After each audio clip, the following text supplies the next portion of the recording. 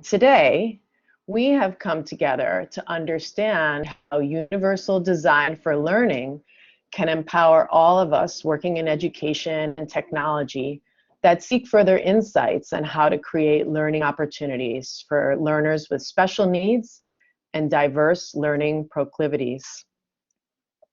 So who is in the room with us? Many folks have introduced themselves, which is fantastic. But now I'm wondering if we might do a poll. So I'm setting it up right now. And please participate and let us know, are you a professor or an instructor working in higher ed? Perhaps you're a learning designer. Maybe you're a technician, a Blackboard staff, or other. And if your answer is other, please share in the chat window what your role is. We welcome everybody, and it's great to see, who's actually here with us.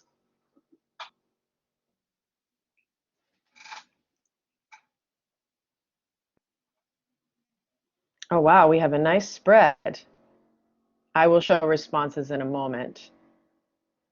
Actually, I'll show them now. Oh, great. Welcome, Lawrence. We have an accessibility developer. Some people haven't responded. Please feel free. It's great. So we have a wide range of participants, which is fantastic. And I just wanted to open the idea that at any point you can share. I think somebody just raised their hand. Feel free to ask a question at this point. Okay, I think the hand went down. Welcome, everybody. Can everybody see the responses? Many learning designers in the room. Great. Some people not responding, some technicians, Blackboard staff, and it could be true that there's an overlap. Okay, I'll give it one more moment. And I think I'm going to end the poll. So allow me to briefly introduce myself. My name is Susan Loya, and I serve as Client Success Advocate for Asia. I've been working in education for nearly 20 years. I'm originally from the US, and when I first began teaching in the Bronx, New York 2 decades ago, I remember having students come up to me with little slips of paper that said they needed to leave the class incrementally for services that they needed, and then these learners would disappear. And often that's the only information that was provided to me regarding their learning needs. And the rest of it I had to puzzle together. Well, 20 years later, thanks to technology and research, we have a lot more options on how to build our awareness on how we can create inclusive learning experiences. It is my pleasure to now introduce our guest expert, Dr. James Cressy. Dr. James Cressy is an assistant professor of education at Framingham State University in the United States, as well as a licensed special education teacher and school psychologist. He has worked in K-12 school settings since 1999 in roles including direct care staff, special education teacher, individual and group therapist, as well as family therapist, school psychologist, summer school administrator, consultant, and researcher. Currently, Dr. Cressy teaches undergraduate and graduate courses in special education with a focus on universal design for learning, social emotional learning, positive behavioral interventions and supports, as well as assessment procedures. His scholarship on universal design learning was recently published, and I'm very, very proud to say that James is a former colleague. Without further ado, Dr. James Cressy. Well, thank you, Susan, and welcome again to everyone. Can you hear me? Could you give me that thumbs up again to make sure I'm being heard? Hopefully that's working. Great. I'm talking with you from Massachusetts today, and I welcome questions throughout, comments in the chat, and Susan will be helping out to moderate that. We'll also stop a few times for intentional chats and polling. So let me just start by saying that universal design for learning is about the big ideas of choice and variability.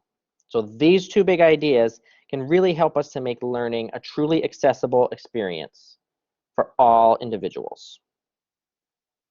And that UDL approach can help us remove barriers to learning and create a more engaging learning experience.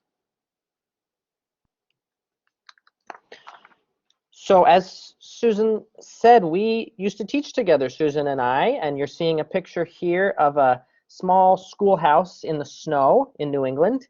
And I came to appreciate universal design for learning through my direct work with children as a special education teacher. So for several years, I taught children with complex mental health needs and learning disabilities. Now I educate our future generation of teachers, preparing them to use evidence-based effective teaching methods, including universal design for learning. So what brings you here today? Let's bring up another poll. Perhaps you're here to understand pedagogical methods to make teaching more accessible.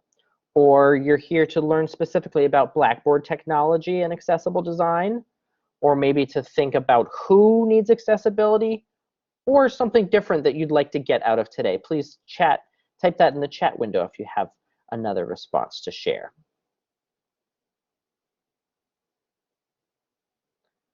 So that's wonderful. I think I'm seeing a lot of folks responding with answers 1 and 2, wanting to really focus on those teaching methods and using Blackboard technology. We'll certainly be doing that today, as well as number 3, thinking about who really benefits from that accessibility.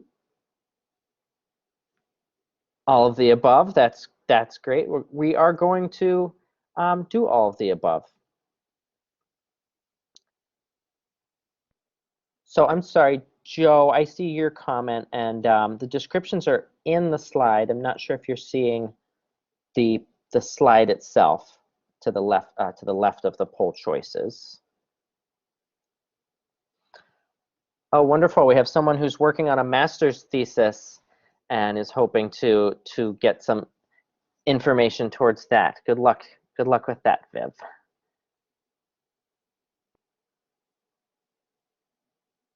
So that's wonderful. Maybe a few more responses are still coming in, but I think we've got a good sense of where we're at.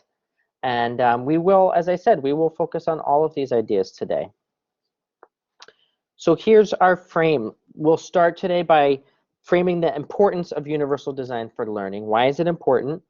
Then I will briefly tell you about the principles of UDL. Next, I will share some examples of how UDL can be implemented in university courses from my teaching. And then we'll end with a short discussion about how universal design for learning can be used in other disciplines and settings. So my journey to universal design for learning.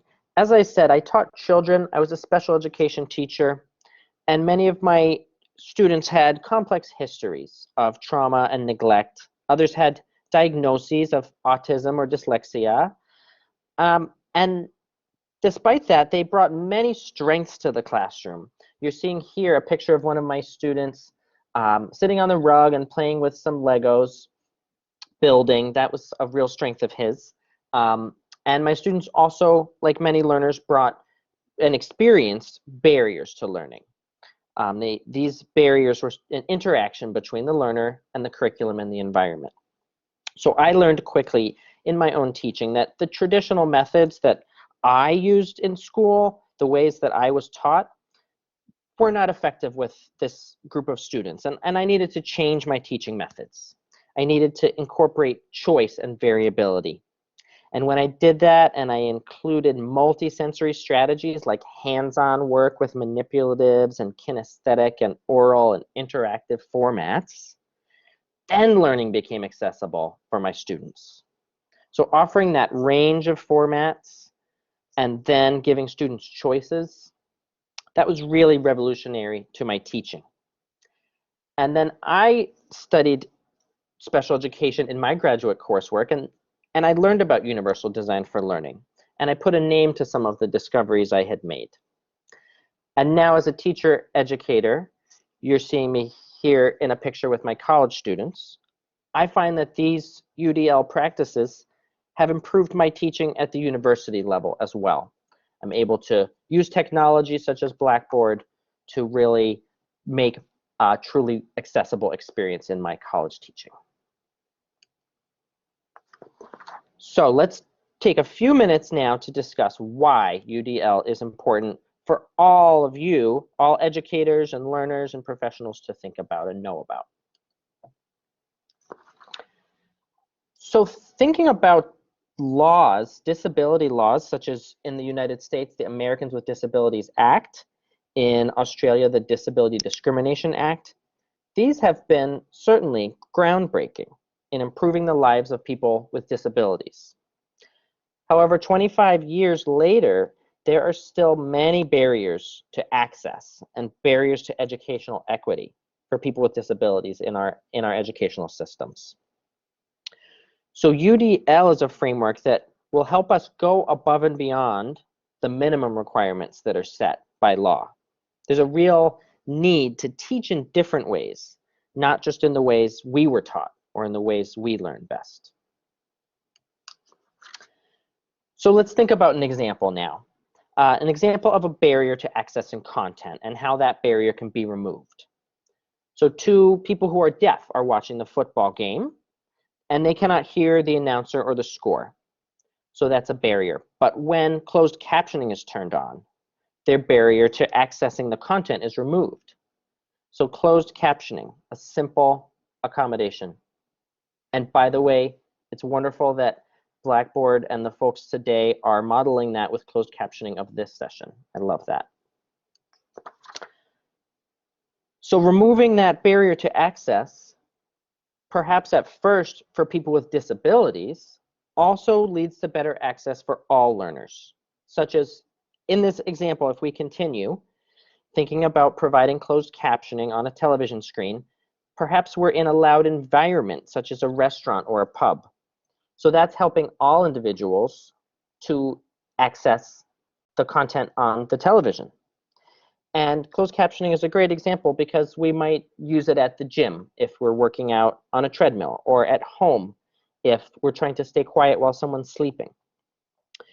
Closed caption can be translated into multiple languages. So this simple example, I hope it's helping you think about how a small accommodation can be beneficial in big ways to everyone. So now let's think about a more complex example and more complex barriers that can emerge in the classroom.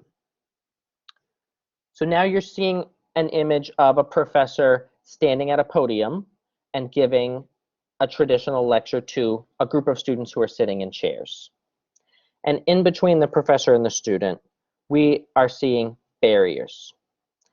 So many students will experience barriers to that form of instruction. Some students may respond well to learning through lecture, but learning and attention and mental health needs can raise important barriers that prevent the student from processing that long lecture, particularly if there are few opportunities to respond or engage, if it's passive.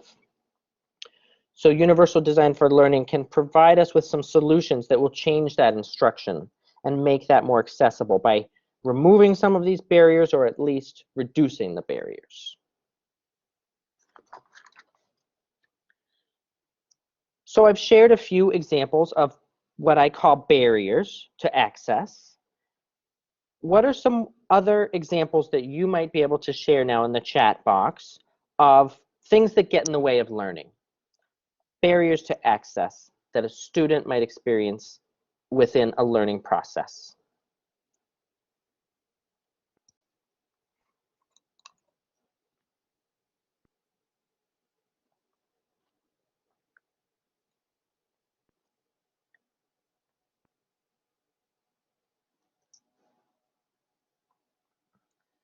So the first comment I'm seeing is something we certainly wanted to talk about today. We don't always know if our students have a disability because they may not disclose that to us. They may not disclose that to their educators or professionals they work with, and that's often due to the stigma that still exists around disability, and particularly around mental health. It just also makes me think we might also not know that a student has a disability because the student might not know that they have a disability. So great, some other great examples. Online learning, miscommunication in the world of online content, or if a person who is blind is trying to access online content. So we'll definitely be talking about that today. And Roger, color blindness.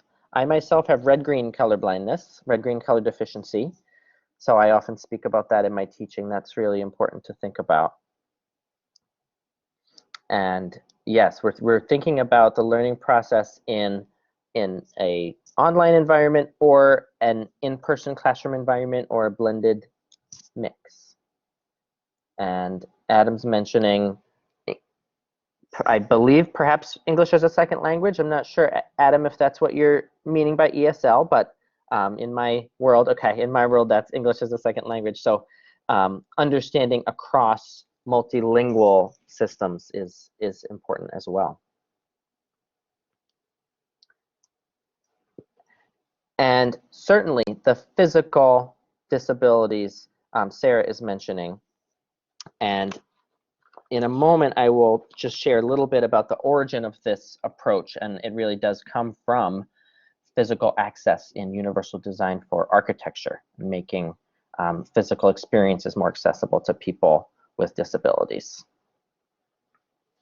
So this is great. These are great examples. Maybe we'll just give it another moment to see if anyone else would like to share before we move forward. A number of people have mentioned attitudes and awareness of educators about this topic. So it's great that we have so many people here today. Hopefully you'll be sharing some of what you know with others as well. Hey, James, I'm jumping in. I wanted to ask you something based on what some folks are saying in the chat window. Someone mentioned, you know, I may not know about the disability or what it might be, which is really valid. However, we can still be able to address inclusive design by recognizing symptoms. So we may not know exactly what the condition is, but if we see a poor concentration or we see inability to pay attention, that can be addressed even if we as an educator don't necessarily know what the root condition is. What do you think about that? Wonderful. Yes, I think it's a way of thinking, UDL, about accessibility that doesn't require us to know every single student's individual needs and profile. That's the traditional model of special education in the United States that we're still using, but UDL allows us to think about the range of variability and not imagining that there's some mythical average student and then people who are different from that average student, but knowing that there is a normal range of human diversity in terms of something like attention or anxiety or other aspects of the learning process. So that's a great point. So thank you. So why don't we move ahead? And next we will examine the principles of UDL and how they can address some of these barriers that we've just discussed. So as I mentioned, the origin of universal design really comes from architecture, and now it has been applied to learning through the National Center on Universal Design for Learning. So since 2009, this National Center has been developing research and practitioner guidelines for educators. And this web link here, I highly encourage you to learn more at udlcenter.org.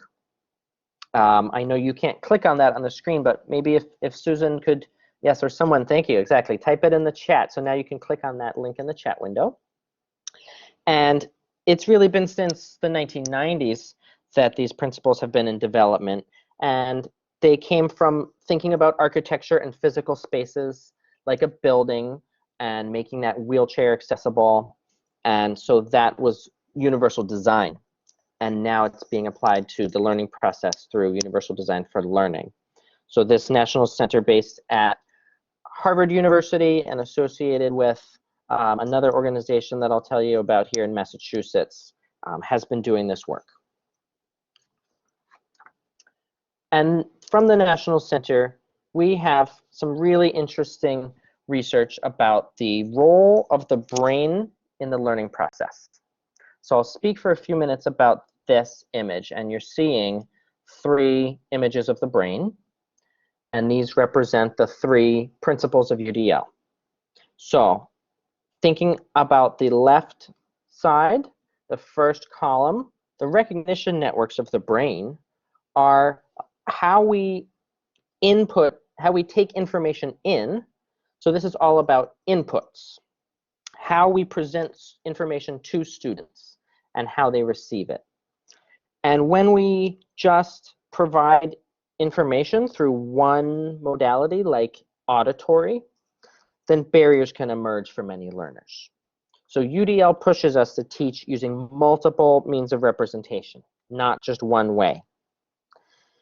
So central to this whole approach is acknowledging that learners bring that variability to the classroom, and not all learners process information in the same way in the brain. Now, if we look at this middle column, the strategic network, we can think about the frontal lobe of the brain and how students and learners are processing information and then planning and showing us what they know. So this is most relevant in the assessment process, when it's time for a student to write an essay or solve a math problem. There's many ways that students are going to best show what they know. And again, if we only assess students through one modality, then we're really, as educators, we're introducing barriers that don't need to be there. If we offer multiple means of action and expression and provide choices and variability in the ways that we assess, then we're really going to come away with a more reliable and valid assessment of what it is that we're trying to measure. Finally, on the right side, the third column is the affective network. And we're seeing here the central area of the brain, and we're really thinking about motivation and social emotional connections to learning. This is about how students feel and what they believe about the content. So allowing students to engage in varied ways, interactive ways, as well as solitary ways with your content, that leads to deeper and more meaningful connections. So all of these overarching ideas can be found at this UDL Center website. Today, I'll really focus on the first 2, multiple means of representation, multiple means of action and expression, and share some examples. So I'll bring some of these principles to life now with some real-world examples from my own teaching that I've described in my research. So let's start with multiple means of representation. Again, inputs, thinking about all the different ways that we represent our content for the learner. And personally, I've expanded my repertoire over time. So to reflect on these right side methods, the traditional lecture and using a traditional textbook or journal article, I certainly didn't do away with these, but I've added in more options and formats to my courses, more small group activities and interactive discussions, and more technology and use of video and alternative formats. So one example that I'd like to talk about is using lecture capture or screen capture. And you're seeing here a picture of one of my Blackboard videos that I created. And this technology is becoming increasingly available for educators to use. So at my institution, we have 2 options within Blackboard. Panopto, as well as Blackboard Collaborate that we are using today, that allows me to create a video of a lecture that I'm giving with the PowerPoint visuals and recording my spoken lecture as we are doing now. So this really makes my lectures more accessible for students in a few different ways.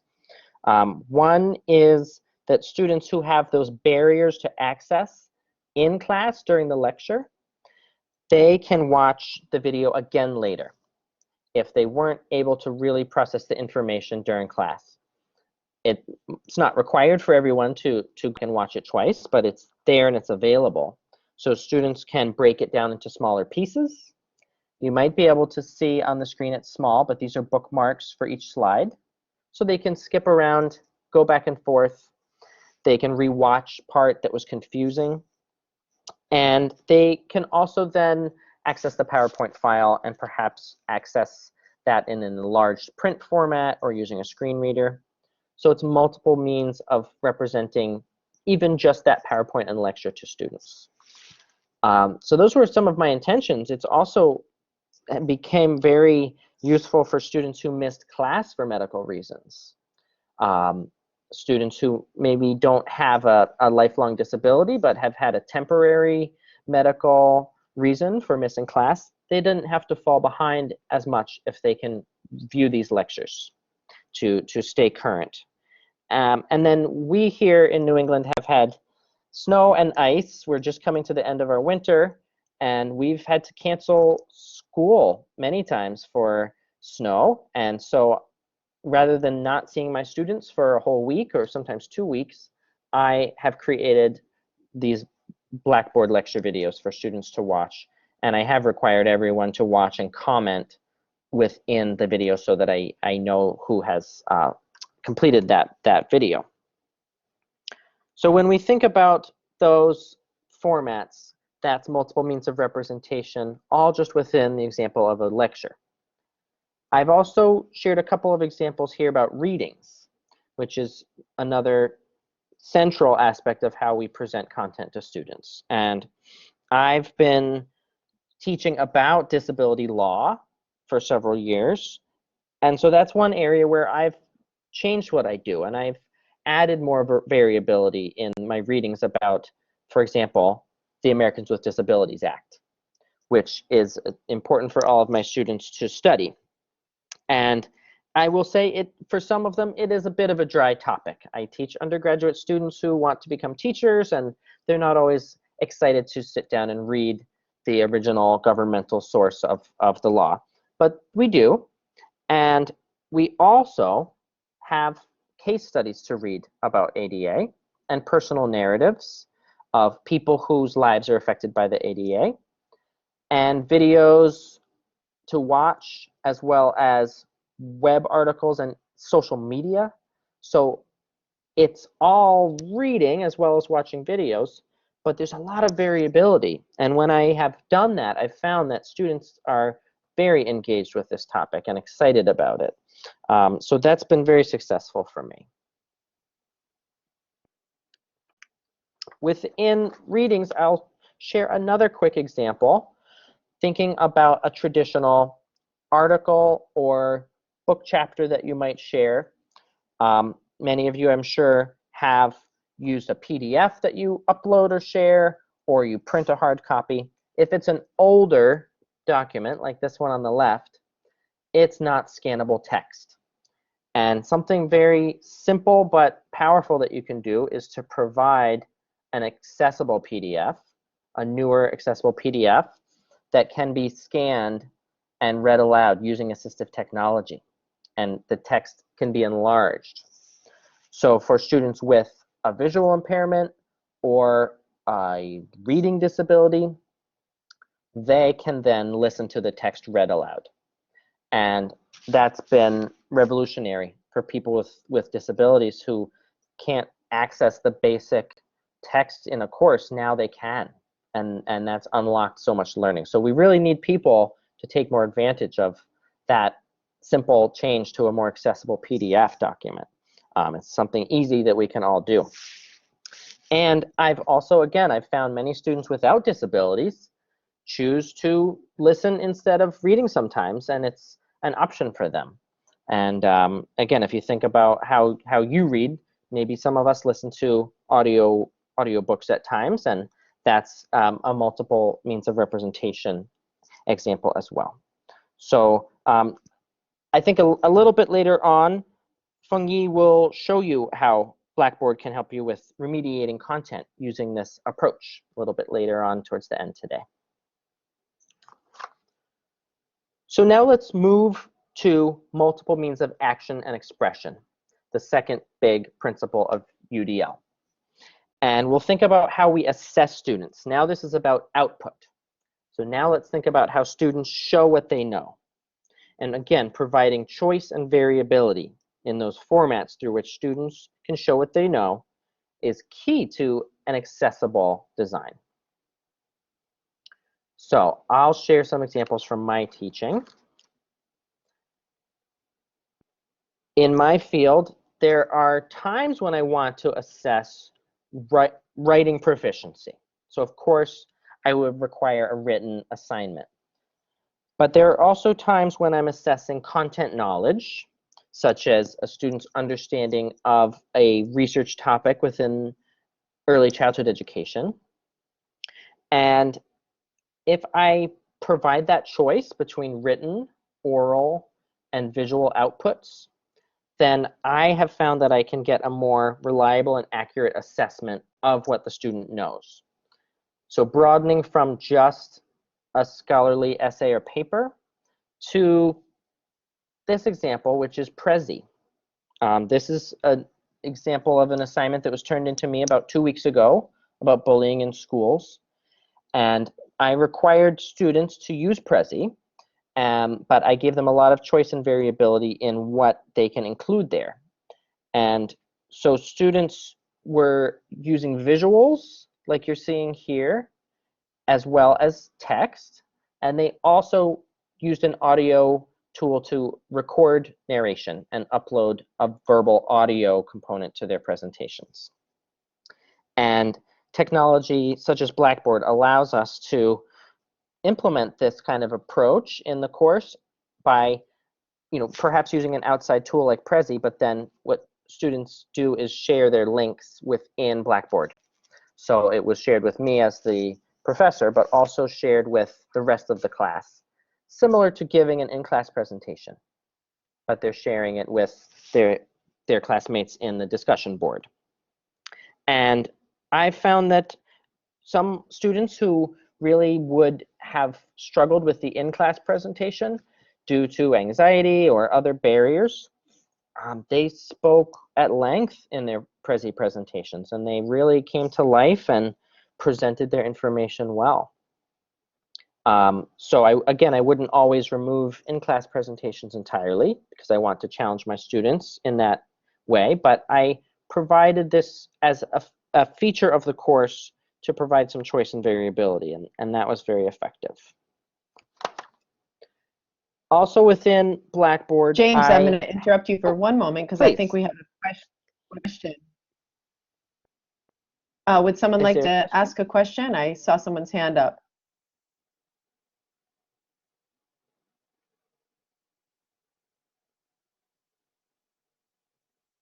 Okay, it might have been an accident. You can keep going. Sorry about that. Okay. So this you're seeing here is a screenshot of Blackboard and one of my assignments, which is a blog reflection. And again, just a simple choice for students to write or provide an audio recording of their spoken reflection or upload a video of themselves giving a reflection, perhaps showing some visuals as well.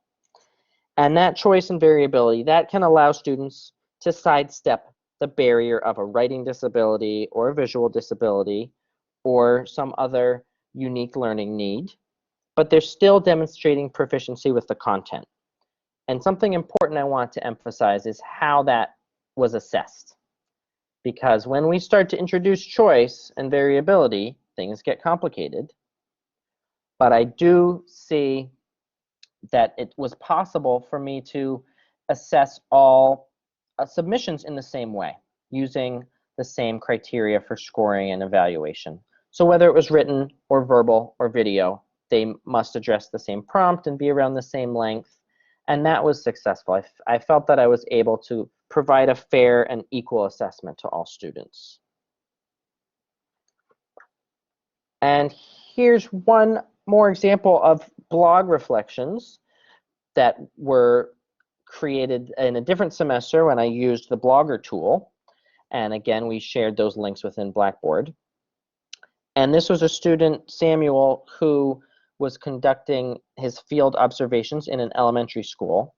And so this format allowed him to upload a picture of himself that's him dressed as Harry Potter. And this school was doing a Harry Potter theme, and he spoke in this video about his observations. And this was not a student who had disclosed a disability, but it was a student who used that alternative format to really come to life and share, I think, a lot more than he would have in a simple written essay. So it was something small offering this choice that really brought his learning out in a different way. So that's specific to my field. In my field of teacher education, we write a lot of reflections and we post those and we share those. So I would argue that these alternative assignment formats can also be applied in many other disciplines and settings. And that's where I'd like to go next. Things might look a little different. There's unique aspects of different disciplines as well. So that's where we'll go next. Think about what UDL could look like in other disciplines and settings. So before we discuss, I'll frame this in terms of my work. I have been involved with professional development, through which I've been able to collaborate with instructors in 100-person lecture courses, or a small writing intensive course in English perhaps. And we've found that UDL is flexible and it might look different in these different contexts and settings. So let's share now, and I would love to hear from you ideas that you might have sparked for you today about how UDL might serve other disciplines and settings. So share an example of how multiple means of representation might be implemented in another context that you can think of, or multiple means of action and expression, offering those different assessment choices.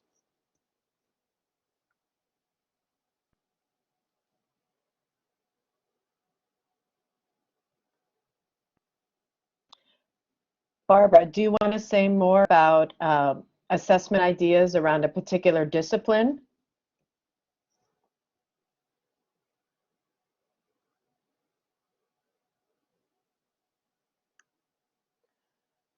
I'd love to hear more about folks who have a lot of experience with online learning. I know there's a lot of those folks out here.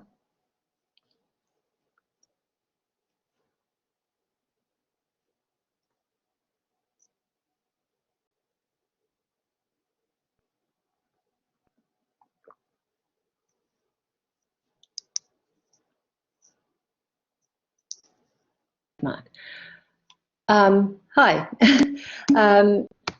As an education designer in a large university, I help people with assessments and trying to make their assessments different and multimodal and inclusive. So one of the chemistry teachers wanted to develop an assessment task that was very like an authentic experience, such as professionals might engage in. And we chose a poster presentation. They had to represent different chemical reactions, such as the Maillard reaction, which is about how food is browned in the cooking process, or how beer is made with, yeast and so on. And they had to describe the chemical reactions of these various things. So the students put together a poster, such as you might take to a conference.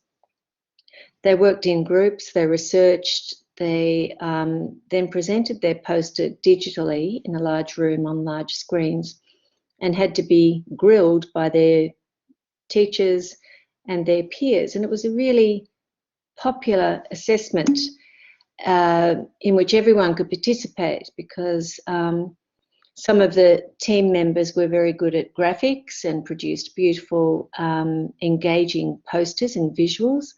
Some of them were very good at research and gathered all the information, and some of them were better at speaking and engaging with the audience, and were able to describe the processes and help the audience understand what was going on. So we felt that was very successful because of the different ways of engaging with the audience and communicating, and because of the authentic nature of it. It's something that we might expect them to do if they were working with councils or advising government, or as I said, at a conference. So it was quite a popular and I think successful assessment. That's a wonderful example. Thank you, Barbara. Okay. I'll mute my mic so someone else can speak. Yeah, thank you. And I'm getting a time check. We have a little bit of time left, and it's wonderful. 2 more minutes. Okay. So, is there anyone else? We want people to imagine. So perhaps even if you haven't implemented something, to imagine what it might look like if you were to take chances and take risks and get creative with a new approach. Feel free to share, type something in the chat box. You know, if I can just jump in as well, James, and tell everybody that James has been very generous with his information, and he'll be sharing it in the next slide. So this conversation, let us see it as the beginning. And we want to keep in touch. Blackboard wants to keep in touch. We'd like to know, you know, what more time and energy around the conversation of assessments. It's just, it's very exciting to be able to apply this.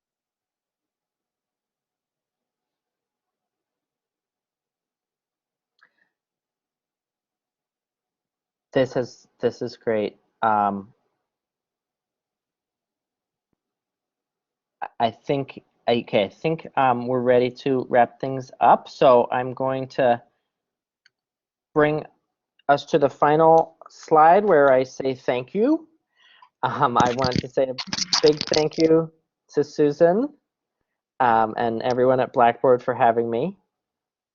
And thank you. Is that Susan back? Yeah, I'm back. I'm back.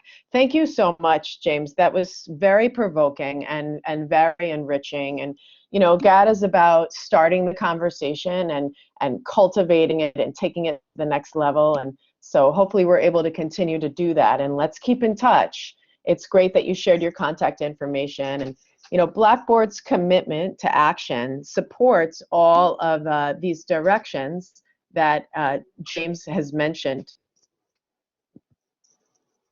So, you know, we're really committed.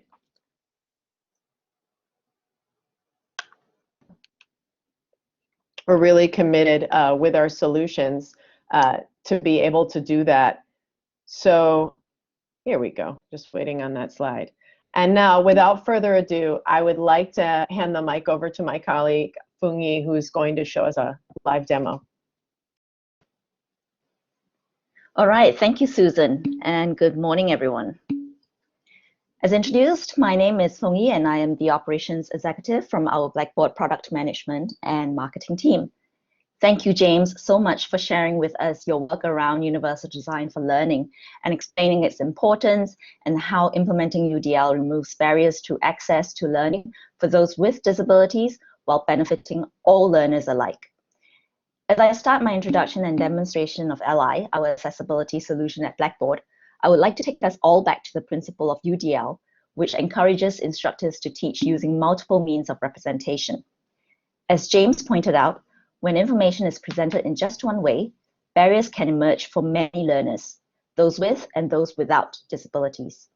I'm therefore pleased to share with this demonstration how Blackboard LI focuses on making digital course content more accessible, thereby reducing or removing some of the barriers that you have heard about and discussed this morning.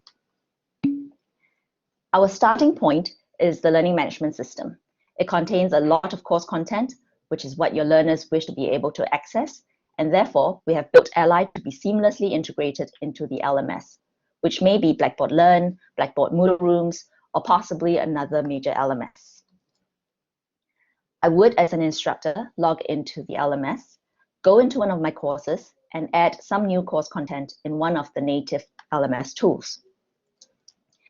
Once I have added my new course content, Ally will automatically pick up on this in the background and run it through a number of different processes. Note that this happens automatically and doesn't require me as the instructor to trigger anything manually. Ally will first run the content through an automated accessibility checklist based on WCAG 2.0 AA that will check for common accessibility issues in that type of content.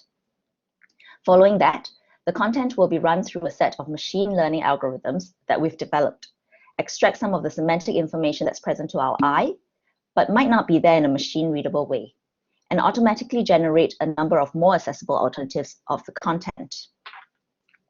So let me just switch over to my BB Learn account now as a student, Cynthia, to show what all this means for her and my other students.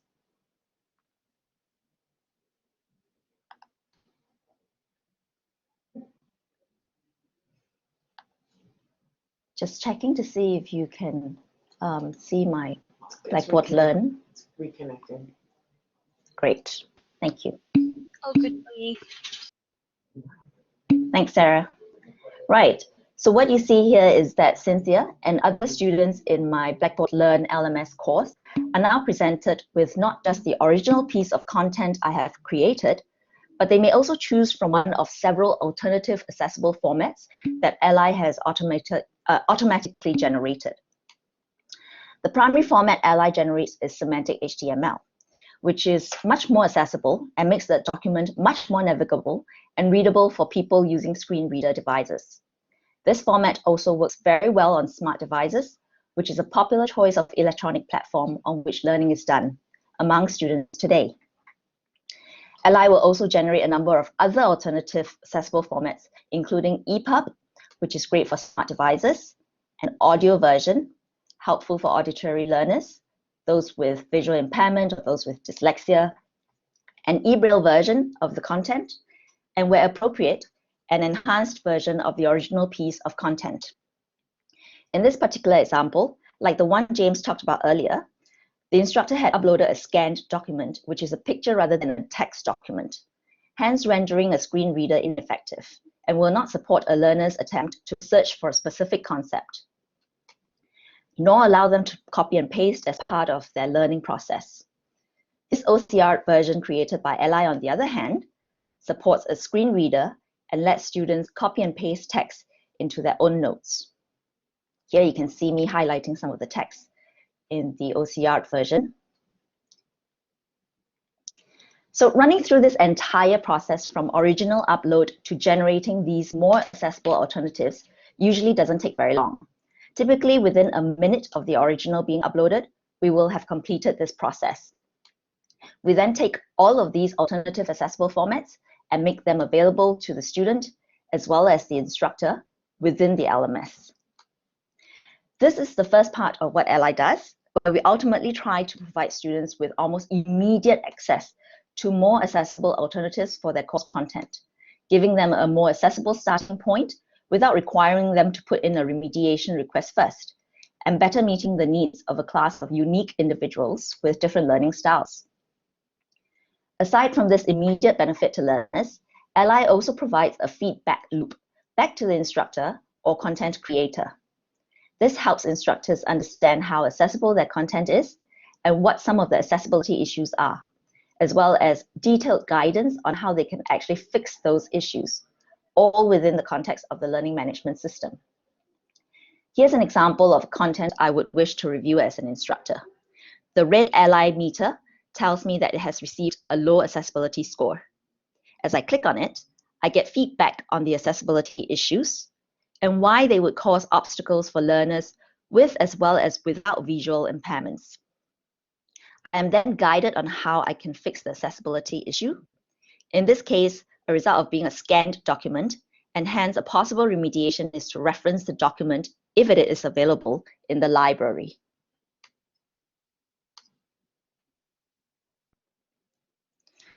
Through this instructor feedback flow, we want to embed some of the accessibility best practices into the instructor's workflow and aim to change their behavior over time. So when the instructor is creating some new course content next time, they can incorporate some of these principles and make them part of their workflow, rather than having to revisit and fix after the fact. We now get to the last part of what Ally does. Based on doing the accessibility checklist, machine learning algorithms, alternative accessible versions, and instructor feedback across all the content in the LMS, including the content that was there before the Ally integration was enabled, Ally also provides a feedback loop back to the institution. Ally will generate a full institutional course content accessibility report that provides detailed insight and deep understanding of how the institution is performing with regards to the accessibility of course content. It will show how the institution is doing, how things are evolving over time, what the most significant problems are, and what the most problematic courses are. The institutional report helps build understanding of how things are going and can help identify what you can do as an institution to further improve things.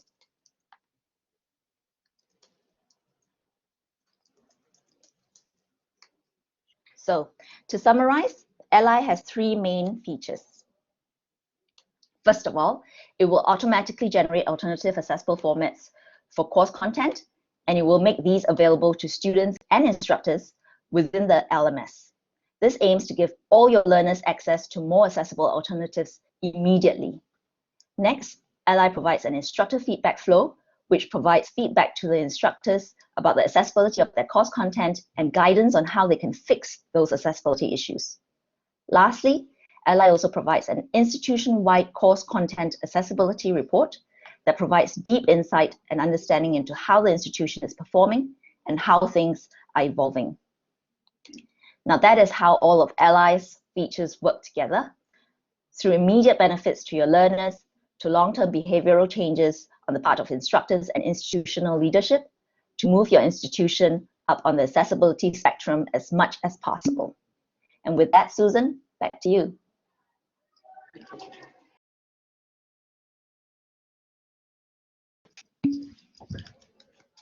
I know the mic. Yes, the mic is on. Hi, everybody. This is Susan. I'm actually on a different computer, but I wanted to just thank everybody for being with us today. And please do keep in touch. We want to be able to cultivate more opportunities for learning with all that we offer in regards to accessibility. And I also invite you to become part of our Blackboard Ally user group.